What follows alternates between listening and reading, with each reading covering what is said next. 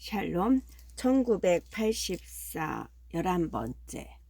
그는 일종의 부러움마저 느꼈다. 그녀는 당의 강령이 자신의 삶을 간섭할 때에만 그의 의혹을 품고 반발했다. 그런데다 진실과 거짓의 차이가 자기에게 별로 큰 영향을 미치지 않기 때문에 당의 공식적인 신화를 그대로 받아들인다는 태도를 보였다.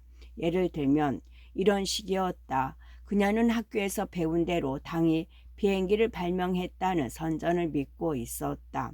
그가 학교를 다니던 1950년대 후반에는 당이 발명했다고 주장한 것은 헬리콥터뿐이었다.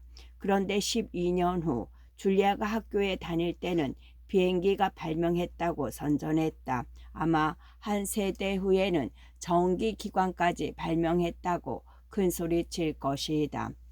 이에 대해 위스턴은 자기가 태어나기 전, 그러니까 혁명이 일어나기 한참 전에도 비행기는 있었다고 말했다. 하지만 그녀는 그의 말에 아무런 관심도 나타내지 않았다. 누가 비행기를 발명했든 그게 무슨 상관이냐는 식이었다. 위스턴은 그녀가 불과 4년 전에 오세아니아는 이스트 아시아와 전쟁 중이었고 유라시아와는 평화적인 관계를 맺고 있었다는 사실조차 까맣게 모르는 것을 알고는 깜짝 놀랐다. 물론 모든 전쟁이 속임수에 지나지 않는다는 그녀의 생각은 옳다. 그러나 상대하는 적의 이름이 무엇으로 바뀌었는지조차 의식하지 못하는 건 결코 예사로운 문제가 아니다. 언젠가 그녀는 저는 우리가 늘 유라시아하고만 전쟁하고 있는 줄 알았어요 라고 말했다. 위스턴은 그 말을 듣고 충격을 받았다. 비행기 발명은 그녀가 태어나기 오래전 일이므로 그렇다 치더라도 전쟁 상대국이 바뀐 것은 그녀가 성인이 되고 난 후인 4년 전의 일인데 그런 말을 하다니. 그는 그 문제로 그녀와 15분 동안 언쟁을 벌였다. 결국 그는 그녀로 하여금 한때 전쟁 상대국이 유라시아가 아니라 이스트 아시아였다는 사실을 희미하게나마 기억하게 하는데 성공했다. 하지만 그 같은 사실도 그녀에게는 중요하지 않았다. 그게 무슨 상관이에요? 이래저래 전쟁은 끊임없이 이어지고 뉴스는 그 내용이 어떻든 모두 거짓말일 뿐인데요. 그녀는 짜증나서 못 참겠다는 듯이 그렇게 말했다. 이따금씩 그는 기록국과 거기에서 자기가 하고 있는 뻔뻔스런 날조 행위에 대해 그녀에게 말했다. 그녀는 그런 일에도 놀라는 것 같지 않았다. 거짓이 진실이 된다고 해서 자신의 발밑에 무서운 함정이 생긴다고는 생각지 않는 모양이었다. 그는 존스와 아런스와 러더포드 그리고 언젠가 손안에 잠깐 쥐었던 종이 쪽지에 대해서도 이야기했다. 하지만 그런 이야기도 그녀의 관심을 끌지 못하기는 마찬가지였다. 그녀는 아예 이야기의 핵심이 무엇인지조차 파악하지 못하고 있었다. 그 사람들이 당신 친구였어요? 아니야. 나는 그 사람들을 알지도 못해. 그들은 내부 당원이야. 게다가 나보다 나이가 훨씬 많은 혁명 이전의 9세대 사람들이지. 나는 그들의 얼굴만 겨우 봤을 뿐이야. 그럼 뭘 걱정해요? 어차피 사람은 언젠가는 죽지 않나요? 그는 그녀를 이해시키려고 애썼다. 이건 예외적인 경우야. 사람이 죽는 문제하고는 달라. 당신은 어제를 비롯한 과거가 깡그리 지워지고 있다는 걸 알고 있어? 아직 과거가 어딘가에 남아있다 하더라도 그건 저 유리 덩어리처럼 아무 말도 전하지 못하는 물체일 뿐이야. 이미 우리는 혁명 당시와 그 이전 시대에 대해서는 아는 게 하나도 없어. 모든 기록은 폐기되거나 날조되었고 책이란 책은 모두 다시 쓰였으며 모든 그림도 다시 그려졌어. 또 모든 동상과 거리와 건물에는 새 이름이 붙었고 역사적인 날짜마다 없어졌죠. 모두 새롭게 고쳐졌지. 물론 이런 작업은 지금 이 순간에도 계속 행해지고 있어. 한마디로 역사는 정지해 버린 거야. 이젠 당이 항상 옳다고 하는 이 끝없는 현재 이외에는 아무것도 존재하지 않아. 물론 나는 과거가 날조되었다는 것을 알고 있지. 하지만 나 자신이 날조 행위를 하면서도 내게는 이것을 증명할 길이 전혀 없어.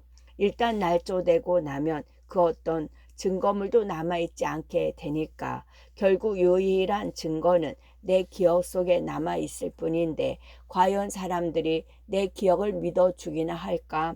그건 장담할 수 없는 일이야. 지금껏 살아오는 동안 나는 딱 한 번 그 사건 이후 실질적이고 구체적인 증거를 가졌던 적이 있었어. 그래서 그게 무슨 소용이라도 있었나요? 아무 소용도 없었지. 몇 분 후 버렸으니까. 하지만 똑같은 일이 지금 일어난다면 나는 그것을 꼭 보관할 거야. 저라면 그렇게 하지 않을 거예요. 저도 위험을 무릅쓸 각오는 되어 있지만 그럴 만한 가치가 있는 것을 위해서라면 몰라도 낡은 신문지 조각을 위해서 모험을 하지는 않겠어요. 설령 당신이 그걸 보관했더라도 대체 뭘 할 수 있겠어요? 구체적으로 할 수 있는 건 없겠지. 하지만 증거는 돼. 내가 위험을 무릅쓰고 그것을 누구에게든 보일 수만 있었다면 당을 의심하는 사람들이 여기저기서 생겨났을 거야. 물론 우리 평생에 어떤 것을 변화시킬 수 있으리라고는 생각지 않아. 그러나 여기저기서 일어날 소규모의 저항 운동은 상상할 수 있어. 만약 그 세력이 점점 불어나서 후세에 몇 마디의 기록이라도 남기게 된다면 우리가 떠난 뒤에라도 다음 세대가 뭔가를 수행할 수 있을 거야. 다음 세대에 대해서는 관심 없어요. 저는 지금 우리에 대해서만 관심이 있을 뿐이에요. 당신은 허리 아래쪽만 반역자군. 그의 재치 있는 말에 그녀는 기쁜 표정을 지으며 그를 껴안았다. 줄리아는 그의 당의 세부적인 강령에 대해서는 관심조차 보이지 않았다. 그가 영사의 원리니, 이중사고니, 과거에 대한 변조니, 객관적 현실의 부정이니, 신호의 사용법에 관한 이야기를 시작하기만 하면 그녀는 난색을 표하며 그따위 것들에는 관심 없다고 잘라 말했다. 누구나 그런 것들이 쓸데없는 줄 알고 있는데 왜 고민을 하느냐는 식이었다. 그리고 기뻐해야 할 때와 비웃어야 할 때를 알고 있으면 그것으로 된 게 아니냐는 것이었다. 그녀는 윈스턴이 그런 문제에 대해 집요하게 이야기를 계속하면 못 들은 척하다 결국에는 잠이 들곤 했다. 사실 그녀는 때와 장소를 가리지 않고 잠을 잘 자는 사람이었다. 윈스턴은 그녀와 이야기하는 동안 정통성이 무엇을 의미하는지 모르면서도 정통적인 태도를 갖는다는 게 얼마나 쉬운 일인가를 깨달았다. 어떤 면에서 당의 세계관은 그것을 이해할 능력이 없는 사람들에게 가장 잘 받아들여졌다. 그들은 자기들에게 요구되는 것이 얼마나 끔찍한 일인지도 납득하지 못할 뿐더러 현재 일어나고 있는 공적인 사건에 대해 무관심하기 때문에 가장 악랄한 현실 파괴도 서슴지 않고 받아들일 수 있었던 것이다. 말하자면 그들은 무지로 인해 정상적인 정신 상태를 유지한다고 볼 수 있다. 아무 것이나 닥치는 대로 집어삼키는데 그래도 탈이 나지 않는다. 그것은 곡식에 나란히 소화되지 않은 채 새의 장자를 거쳐 그대로 나오는 경우처럼 뒤에 아무런 찌꺼기도 남지 않기 때문이다. 마침내 일이 벌어졌다. 기대했던 메시지가 온 것이다. 그는 자신이 한평생 이런 일이 일어나기만을 기다려온 것처럼 느껴졌다. 그가 정사에 긴 복도를 걷고 있을 때였다. 줄리아가 그의 손에 쪽지를 건네던 바로 그 지점에 이르렀을 즈음 그는 자기보다 덩치가 큰 사람이 뒤따라오고 있다는 것을 느꼈다. 누군지는 모르지만 그 사람은 말을 걸고 싶은 듯 장기침을 했다. 윈스턴은 갑자기 걸음을 멈추고 돌아섰다. 오브라이언이었다. 그들이 얼굴을 마주대한 순간 윈스턴은 그 자리에서 도망쳐 버리고 싶었다. 그의 심장이 격렬하게 뛰었다. 말을 하려 해도 입술이 떨어지지 않을 것 같았다. 그러나 오브라이언의 태도는 의연했다. 그는 다정스레 위스턴의 어깨 위에 손을 얹고 위스턴과 포즈를 맞추며 걸었다. 당신과 한번 얘기를 나누고 싶었소. 오브라인이 대부분의 내부 당원들과 달리 정중한 태도로 말했다. 언젠가 타임스에서 신화에 관한 당신의 글을 읽었어요. 신화에 대해 학문적인 관심을 갖고 있는 것 같더군요. 위스턴은 얼마쯤 마음의 평정을 되찾았다. 학문적이라고 할 것까지야 있겠습니까? 그저 아마추어에 불과할 뿐입니다. 제 전공도 아닐 뿐더러 언어의 실질적인 구조와 관계되는 일 같은 걸 해본 적도 없습니다. 하지만 아주 훌륭하게 썼더군요. 이건 나 혼자만의 견해가 아니오. 그 분야에 꽤 밝은 전문가를 할 수 있는 당신 친구와 얼마 전 얘기를 나눈 적이 있어. 그 이름은 생각나지 않지만 말이오. 위스턴의 심장이 다시 고통스럽게 뛰기 시작했다. 그런 사람은 사임 외에는 없다. 하지만 사임은 이미 죽은 사람이요. 사라져버린 무인이다.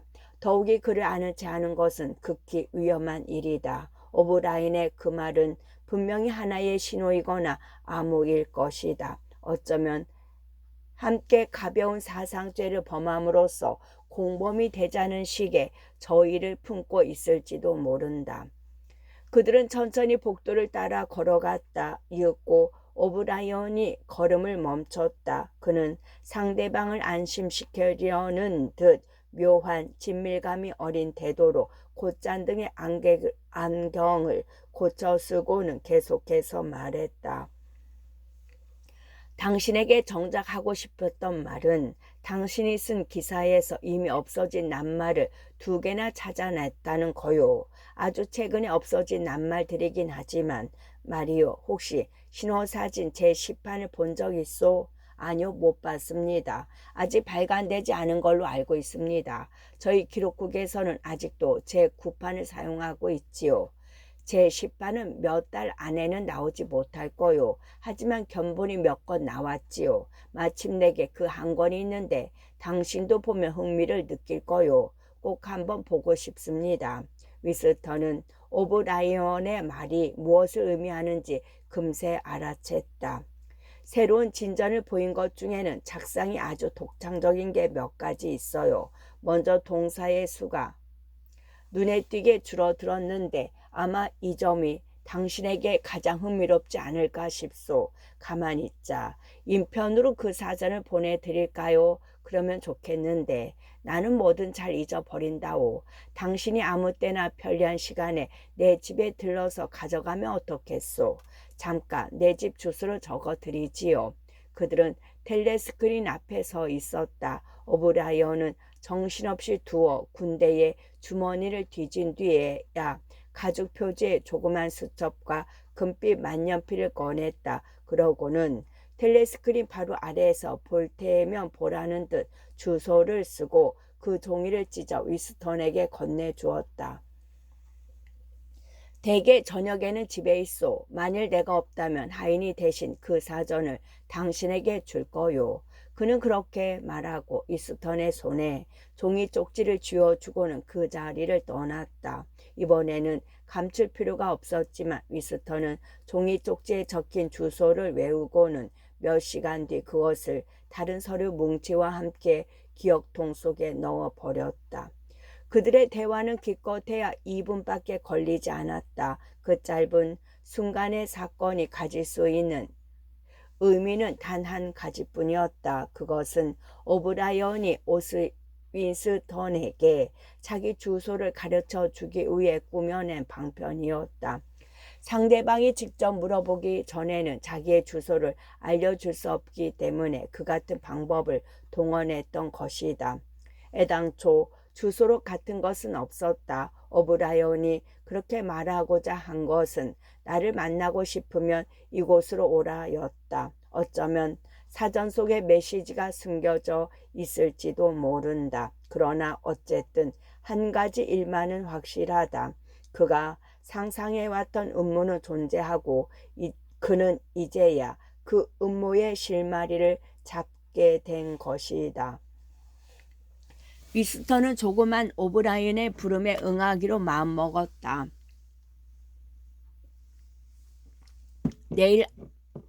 아직 내일이 될지 그보다 한참 오랜 후가 될지는 모른다. 지금 일어나고 있는 것은 몇 년 전부터 예비된 결과일 뿐이다. 첫 번째 단계는 비밀스러운 데다 모호한 생각이고 두 번째 단계는 일기를 쓰기 시작한 것이었다. 그는 생각을 글로 옮겼지만 이제는 글을 행동으로 옮겨야 할 때다. 마지막 단계는 애정부에서 일어날 모종의 사건일 것이다. 그는 그것을 받아들였다. 어차피 결말은 언제나 시작에 포함되어 있게 마련이었다. 그러나 그것은 두려운 일이었다. 좀 더 정확하게 말해서 그것은 죽음의 전조를 맛보는 것인 동시에 생을 더 짧게 단축시키는 것이나 다름없었다. 그는 오브라이언에게 말하고 있는 동안에도 섬뜩한 전율이 온몸을 뒤흔드는 것을 느꼈다. 왠지 습기 찬 무덤 속으로 걸어 들어가는 듯한 기분이 들었다. 하지만 그는 무덤이 거기에서 자신을 기다리고 있다는 사실을 항상 인지하고 있기 때문에 그러한 심한 공포는 느끼지 않았다. 미스터는 눈에 눈물이 글썽해진 상태에서 잠을 깼다. 줄리아가 잠결에 몸을 뒤척이며 뭐라고 중얼거렸다. 무슨 일이에요? 라고 중얼거린 것 같았다. 꿈을 꿨는데 그는 말을 하려다가 입을 다물었다. 꿈의 내용이 너무 복잡해서 말로 옮길 수 없을 것 같았다. 또 꿈도 꿈이지만 잠을 깬 뒤에도 얼마 동안 한 가지 기억이 그의 뇌리에서 헤엄치듯 꿈틀거렸다. 그는 꿈속 분위기에 흠뻑 젖어서 눈을 감은 채 돌아 누웠다. 그것은 마치 그의 전생애가 비온 뒤 여름날 저녁 풍경처럼 펼쳐지는 것 같은 광대하고 명료한 꿈이었다. 꿈은 모두 유리 문진 내부에서 펼쳐졌다. 그 유리 표면은 금융을 이룬 하늘이었고 그 금융 내부는 밝고 부드러운 빛이 충만한 데다 끝이 보이지 않을 정도로 아득했다. 꿈속에서는 어머니가 팔을 흔드는 모습이 보였고 어떤 의미에서 꿈은 이것을 중심으로 펼쳐진 것이었다. 30년 후 그가 영화에서 보았던 유태인 부인이 헬리콥터에 비격되어 산산조각 나기 전 총탄으로부터 어린 아들을 보호하려고 안간힘을 쓰는 장면도 펼쳐졌다. 나는 이때까지 내가 어머니를 죽였다고 생각했어. 그가 말했다. 왜 어머니를 죽이셨어요? 줄리아가 잠결에 물었다. 어머니를 죽이진 않았어. 실제로는. 꿈속에서 마지막으로 본 어머니의 모습이 그의 눈에 선했다. 잠을 깨고 나서 얼마 동안 그의 내류에는 어머니와 관련된 여러 가지 사소한 사건들이 떠올랐다. 그것은 그가 몇 년을 두고 잊어버리려 애써왔던 기억들이었다. 그 일이 일어난 연대는 확실히 기억나지 않지만 아마 그의 나이 10살이나 12살쯤 되었을 무렵일 것이다. 아버지는 그 일이 일어나기 얼마 전에 사라졌다. 그것이 얼마나 오래전이었는지는 알 수 없다. 그는 당시에 소란스럽고 불안했던 분위기를 선명하게 회상해낼 수 있다. 주기적인 공습으로 인한 공포, 지하철역으로의 피난, 사방에 널려있는 자갈더미, 길모퉁이마다 나붙은 의미를 알 수 없는 성명서, 모두 똑같은 색깔의 셔츠를 입은 젊은이들, 빵 가게 앞에 기다랗게 줄을 서서 빵 배급을 기다리는 사람들, 멀리서 이따금씩 들려오는 기관총 소리. 그러나 무엇보다 가장 아프게 기억되는 건 먹을 것이 충분하지 못했다는 사실이었다. 그는 또래 아이들과 함께 쓰레기 더미를 뒤져서 양배추 줄기와 감자 껍질을 줍고 가끔씩 상한 빵 조각을 주어 썩은 부분을 떼어낸 뒤 먹었던 그 기나긴 한낮을 떠올렸다. 아울러 소의 사료를 싣고 일정한 길을 지나는 트럭이 울퉁불퉁한 곳에서 덜커덩거릴 때 떨어지는 몇 조각의 콩깨묵을 줍던 일도 회상했다. 아버지가 사라졌을 때 어머니는 어떤 놀라움이나 격렬한 슬픔을 내비치지 않았다. 하지만 사람이 확 달라졌다. 어머니는 완전히 넋이 나간 사람 같았다. 위스턴이 보기에 어머니는 꼭 일어나야 한다고 믿고 있는 어떤 일을 기다리고 있는 게 분명했다. 그녀는 필요한 모든 일, 요리, 빨래, 옷 깁기, 잠자리 정리, 마루 닦기, 벽난로 청소 등 일을 했다. 그런데 이상하게도 마치 화가의 지시에 따라 움직이는 모델처럼 불필요한 동작은 모두 제거해 버린 듯이 아주 느리게 그런 일들을 해 나갔다. 그녀의 크고 맵시 있는 몸이 갈수록 굳어져 정물처럼 되어가는 것 같았다. 어머니는 한 번에 몇 시간씩 침대에 머리밭에 꼼짝도 않고 앉아서 병약해 우는 소리도 못 내는 데다 너무 말라 원숭이 같은 얼굴이 된 2살짜리 누이 동생에게 젖을 물리곤 했다. 그리고 어떤 때는 아무 말 없이 위스턴을 오랫동안 품에 꼭 껴안기도 했다. 당시 위스턴은 어렸고 그래서 자기밖에 몰랐지만 어머니의 그런 행동이 말로 표현할 수 없는 어떤 사건이 일어나리라는 것을 암시한다고 생각했다. 그는 어머니와 함께 살았던 어둡고 냄새나는 방을 떠올렸다. 하얀 시트가 덮인 침대가 절반을 차지한 그 방의 벽난로 팬더 위에는 가스풍로와 먹을 것을 넣어두는 선반이 있었으며 바깥 층계참에는 여러 가구가 공동으로 사용하는 갈색의 흙으로 만든 수채통이 있었다. 그는 가스풍로 위로 몸을 구부리고 냄비 안에 음식을 휘젓고 있는 어머니의 우아한 모습을 떠올렸다. 끊임없이 배고팠던 그 시절의 기억 중 그의 뇌리에 가장 아프게 새겨진 것은 식사 때마다 조금이라도 더 먹으려고 앙탈을 부렸던 일이었다. 그는 걸핏하면 어머니에게 왜 먹을 것이 없느냐고 묻거나 더 달라고 졸라댔다. 그러다 마침내 소리를 지르며 어머니에게 대들기도 하고 자기 몫보다 더 먹으려는 속셈에서 억지로 울기도 했다. 그는 갈라진 듯한 음성으로 성급하게 소리를 지르다가 가끔씩 이상하게 울리는 소리로 울부짖던 자신의 목소리마저 기억하고 있었다. 그러면 어머니는 언제나 자기 몫에서 덜어주곤 했다. 사내 아이는 가장 많이 먹어야 한다는 것이 어머니의 생각이었다. 그러나 어머니가 아무리 더 줘도 그는 늘 더 달라고 졸라댔다.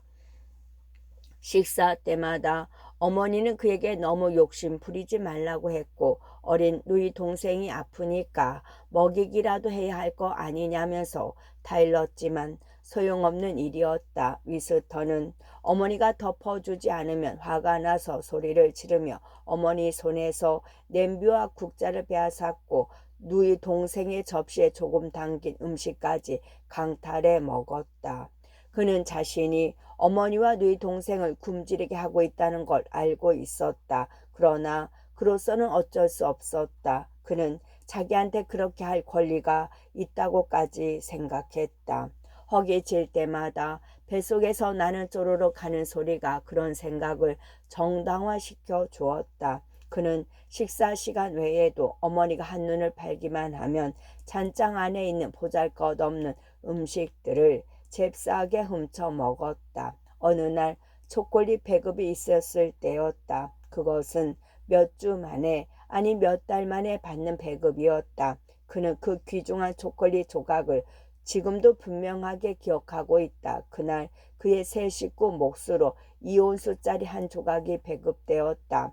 당연히 그 초콜릿은 세 등분으로 나누어야 옳았다. 그런데 위스턴은 문득 자신의 내부에서 일어나는 커다란 소리를 들었다. 그것은 그 초콜릿은 위스턴 혼자 다 먹어야 한다고 주장하는 소리였다.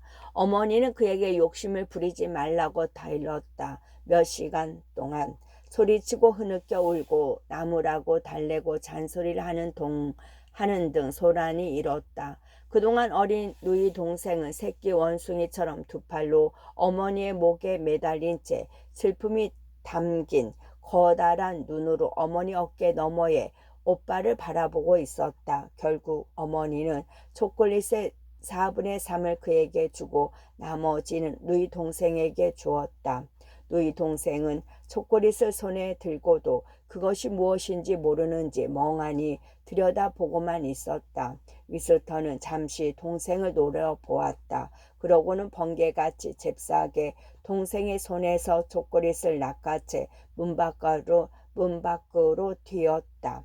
위스턴 돌아와. 동생한테 초콜릿을 돌려줘. 어머니가 소리쳤다. 그는 걸음을 멈췄다. 하지만 되돌아가지는 않았다. 어머니가 애원하는 눈으로 그의 얼굴을 쳐다보고 있었다. 그 순간에도 그는 무슨 일이 터질 것 같은 느낌이 들었다. 누이 동생은 뭔가 빼앗겼다고 생각했는지 힘없이 칭얼대기 시작했다. 어머니는 누이 동생을 두 팔로 감싸고는 그 얼굴을 젖가슴에 갖다 댔다. 위스터는 어머니의 그런 몸짓을 보고 누이 동생이 죽어가고 있다고 생각했다. 그는 녹아서 끈적거리는 초콜릿을 움켜쥐고 조용히 돌아섰다. 그러고는 재빨리 계단을 뛰어 내려갔다. 그 후 그는 어머니를 두 번 다시 보지 못했다. 그날 초콜릿을 몽땅 먹고 나자 약간 부끄러운 생각이 들었다. 그래서 그는 거리를 몇 시간 동안 싸돌아다니다가 배가 고파서야 마지못해 집으로 돌아왔다. 그런데 어머니가 보이지 않았다. 어머니와 누이 동생 외에 방 안에서 없어진 것이라곤 아무것도 없었다. 어머니의 외투까지 그대로 있었다. 어머니는 옷까지 하나 가져가지 않았다. 아무튼 그는 지금까지도 어머니가 죽었는지 살았는지 알지 못한다. 어머니는 강제노동수용소에 보내졌을 가능성이 크다. 그리고 누이 동생은 위스턴의 경우처럼 내란 때문에 늘어난 고아들의 집단 수용소로 보내졌으리라. 그렇지 않으면 어머니를 따라 강제노동 수용소에 가서 어딘가에 살아남아 있든지 죽었을 것이다. 그 꿈은 지금도 그의 뇌리에 남아있다. 특히 그 꿈의 모든 의미가 담겨 있을 것 같은 뭔가를 쌓고 보호하려는 듯 발이 움직이던 장면에 대한 기억은 생생하다. 그는 2달 전에 꾼 또 다른 꿈을 생각해냈다. 어머니는 하얀 시트가 덮인 지저분한 침대에 어린 딸을 붙잡고 앉아있던 때와 똑같은 자세로 매 순간 그의 발밑 저 아래로 자꾸만 가라앉는 침몰하는 배 안에 앉아서 점점 컴컴해지는 물속에서 그를 올려다보고 있었다. 그는 줄리아에게 어머니가 사라진 이야기를 들려주었다. 그녀는 눈도 뜨지 않은 채 몸을 돌려서 더 편한 자세로 누웠다. 그때는 당신도 추잡한 돼지 새끼였나 보군요. 하긴 어린애들은 다 돼지죠 뭐. 그녀가 분명하지 않는 말투로 중얼거렸다. 그래, 추잡한 돼지 새끼였어. 그런데 내 얘기의 핵심은 숨소리로 보아 그녀는 다시 잠에 빠져든 것 같았다. 그는 어머니에 대한 이야기를 계속하고 싶었다. 그가 기억하기에 어머니는 비범하거나 지성적인 여자는 아니었다. 하지만 나름대로 가치관을 갖고 살았기 때문에 그녀의 태도에는 고상하고 순결한 기품이 배어 있었다. 그리고 감성 또한 그녀 나름의 독특한 것이어서 외부의 영향을 받지 않았다. 그녀는 쓸데없는 행동이라고 해서 반드시 무의미하다고는 보지 않았다. 또 누군가를 사랑하면 그를 끝까지 사랑했고 아무것도 줄 것이 없더라도 사랑만을 줄 수 있다고 믿었다. 위스턴에게 초콜릿을 몽땅 빼앗겼을 때 어머니는 누이 동생을 가슴에 꼭 껴안았다. 그래봤자 아무런 소용도 없고 아무것도 변화시키지 못하며 없어진 초콜릿이 다시 생기는 것도 어린 딸이나 자신의 죽음을 피할 수 있는 것도 아닌 줄 알면서 어머니는 그렇게 하는 걸 당연한 일로 여기는 것 같았다. 보트에 타고 있던 그 피난민 부인도 총알을 막는데 종이 한 장만큼의 효과도 없음에도 어린 아들을 두 팔로 감쌌다. 당이 행하는 무서운 짓은 물질적인 세계를 지배하는 인간의 힘을 모두 빼앗아 가는 한편 단순한 충동이나 감정은 아무 쓸모가 없다고 억지로 인식시키는 것이다. 일단 당의 소나기에 들어가기만 하면 느끼는 것과 느끼지 못하는 것, 행동하는 것과 행동하지 못하는 것이 그야말로 아무런 차이가 없게 된다. 개인에게 일어난 모든 일은 물론 그 존재와 행적까지 영원히 사라져 버린다.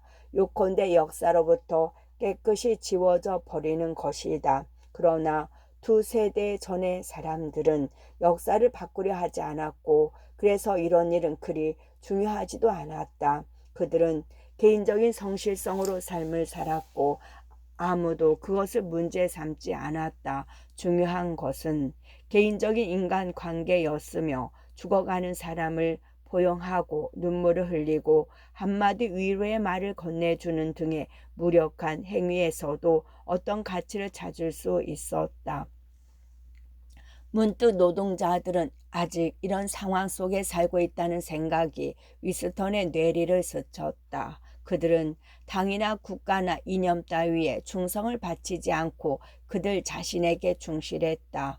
그는 비로소 노동자들을 경멸하지 않게 되었다. 경멸하기는커녕 그들이야말로 어느 날인가 생명을 되찾아 세계를 재건할 수 있는 잠재된 힘이라고 생각하기에 이르렀다. 노동자들이야말로 인간이다. 그들의 내면은 경직되어 있지 않다. 그들은 위스턴의 의식적인 노력으로 다시 배워야 할 원시적인 감정을 그대로 지닌 채 살고 있다. 그는 이런 생각을 하다가 몇 주일 전 길 위에 떨어져 나 뒹구는 절단된 발을 발견하고 양배추 줄기가 되는 것처럼 도랑 속으로 차 넣었던 일을 떠올렸다. 노동자들이야말로 진정한 인간이야. 우리는 인간이 아니고 그가 큰 소리로 말했다. 왜 아니에요? 다시 잠을 깬 줄리아가 물었다. 그는 잠시 생각에 잠겼다가 말했다. 당신은 우리가 할 수 있는 최선의 일이란 더 늦기 전에 이곳을 빠져나가서 다시는 서로 만나지 않는 거라고 생각지 않아? 그런 생각 여러 번 해봤어요. 하지만 저는 어쨌든 간에 그렇게 하지 않을 거예요. 우리는 운이 좋은 편이야. 하지만 이런 관계가 오래 지속되지는 못해. 당신은 젊어. 게다가 지극히 정상적이고 순진해. 나 같은 사람과 깨끗이 헤어진다면 앞으로 50년은 더 살 수 있을 거야.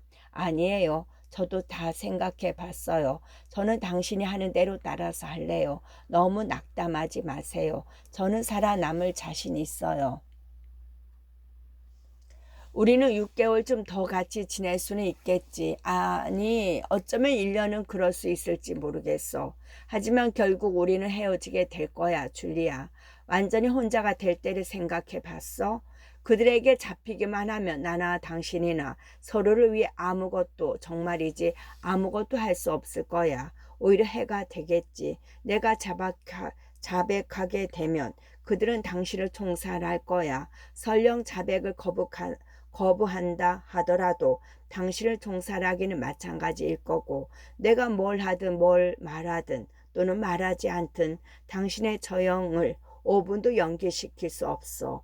우리는 서로가 죽었는지 살았는지도 알 수 없게 돼. 그저 완전히 무기력한 상태에 빠지는 거지. 단 한 가지 중요한 건 우리가 서로 배신하지 말아야 한다는 거야. 그렇게 한다고 해서 달라질 건 하나도 없겠지만. 자백 같은 건 안 할 수 없어요. 누구든 결국엔 자백하고 말 거예요. 당신도 마찬가지죠. 그들이 고문을 할 테니까요. 나는 자백을 말하려는 게 아니야. 자백은 배신이 아니지. 자백을 하든 안 하든 그런 건 중요하지 않아. 중요한 건 감정이야. 예컨대 그들 때문에 내가 당신을 사랑하지 않게 된다면 그게 진짜 배신이란 얘기지.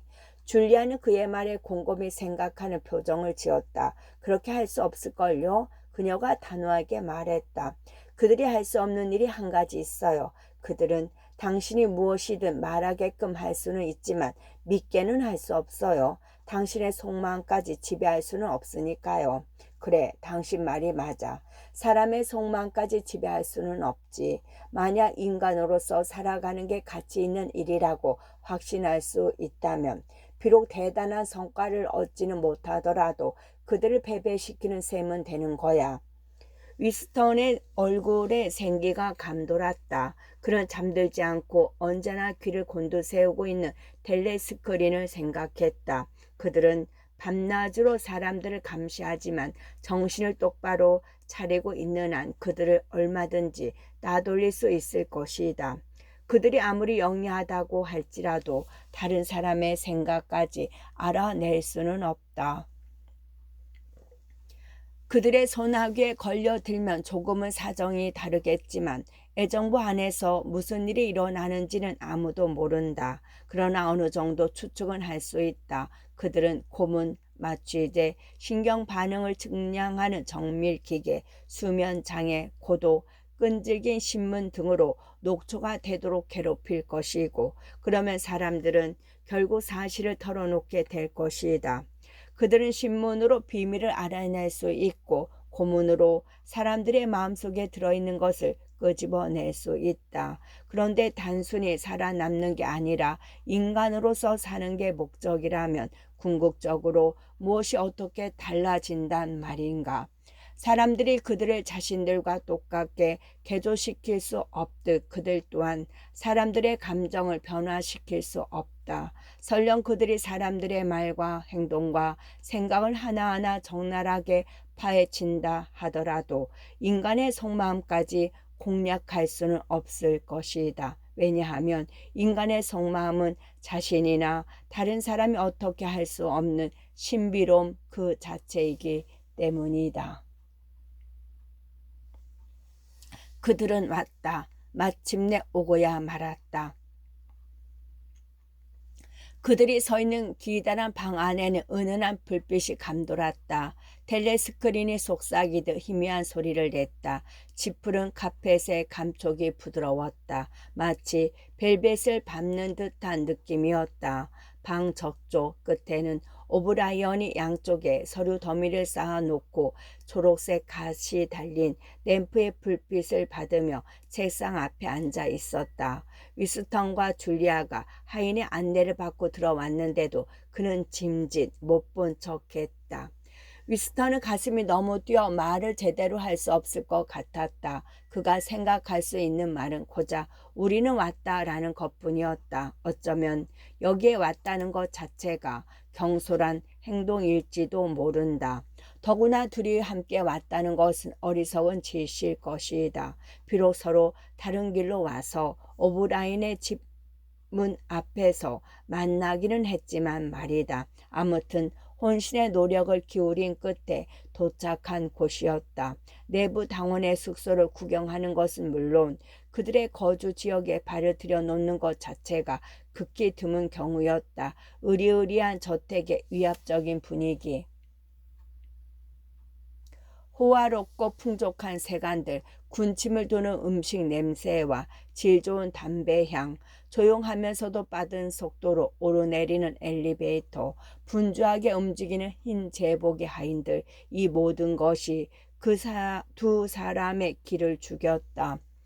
그렇지 않아도 위스턴은 여기에 올 만한 충분한 구실이 있는데도 불구하고 걸음을 옮길 때마다 검정 제복을 입은 위병들이 모퉁이에서 튀어나와 신분증을 보여달라 하고는 내쫓을까봐 조마조마했었다.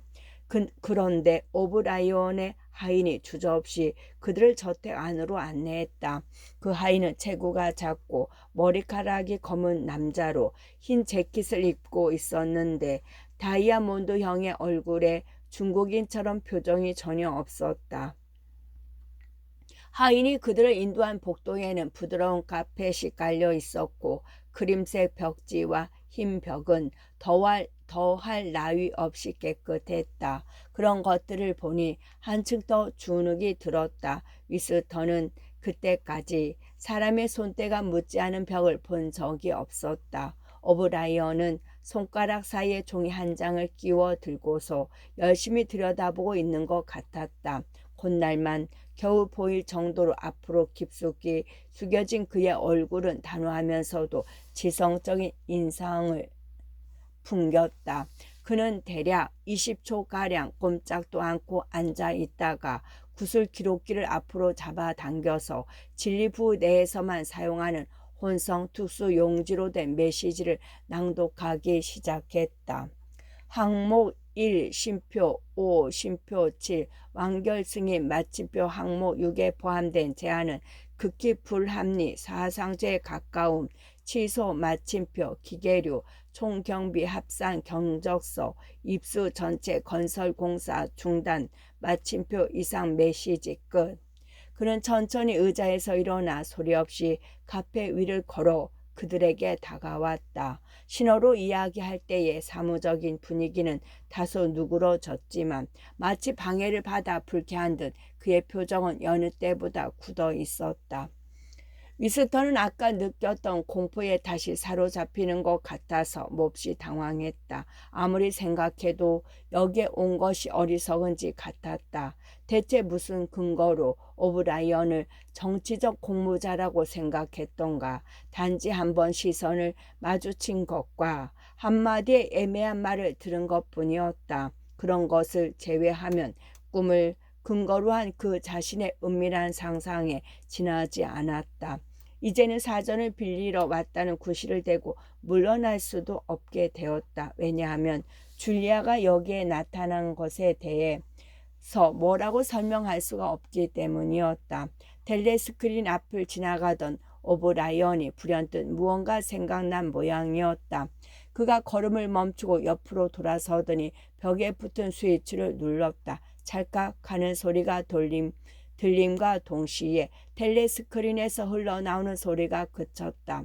줄리아가 깜짝 놀라서 작은 소리로 비명을 질렀다. 공포에 질려있던 위스턴도 너무 놀란 나머지 자기도 모르게 입을 열었다. 저걸 끌 수도 있군요. 우리는 텔레스크린을 끌 수 있어. 그 정도 특권쯤은 갖고 있지요. 오브라인이 말했다. 그는 이제 그들 맞은편에 서 있었다. 그의 우람한 체구가 그들 두 사람의 코앞에서 버티고 있었지만 얼굴에 나타난 표정은 여전히 알쏭달쏭했다.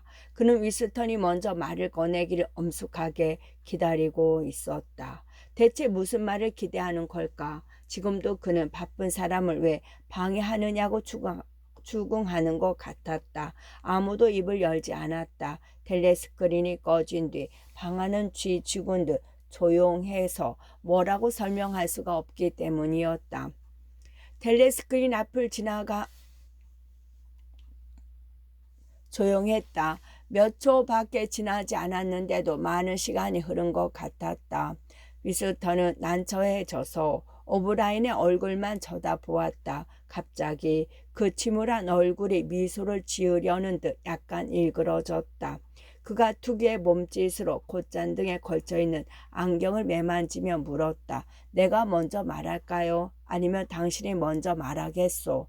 제가 먼저 말씀드리겠습니다. 저건 정말 꺼졌나요? 위스턴이 재빨리 물었다. 그래요. 완전히 꺼졌어요. 이제 우리뿐이요. 저희가 여기 온 것은 위스턴은 자신의 방문 동기가 모호하다는 것을 비로소 깨닫고 말을 멈췄다.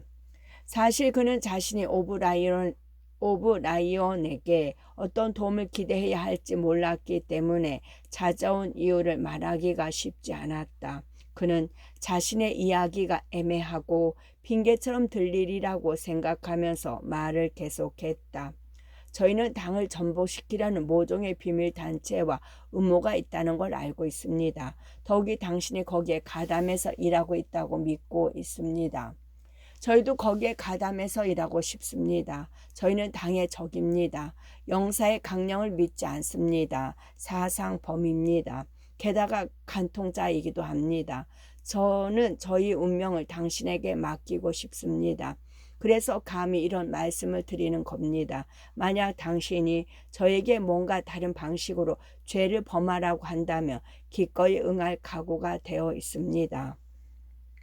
위스턴은 문이 열린 것 같은 느낌이 들어서 일단 말을 멈추고 어깨 너머로 뒤쪽을 쳐다보았다. 아니나 다를까 그 조그맣고 얼굴이 누런 하인이 노크도 없이 들어와 있었다. 그의 손에는 와인병과 잔들이 담긴 쟁반이 들려 있었다. 마틴은 우리 편이요. 오브라이언이 태연하게 말했다.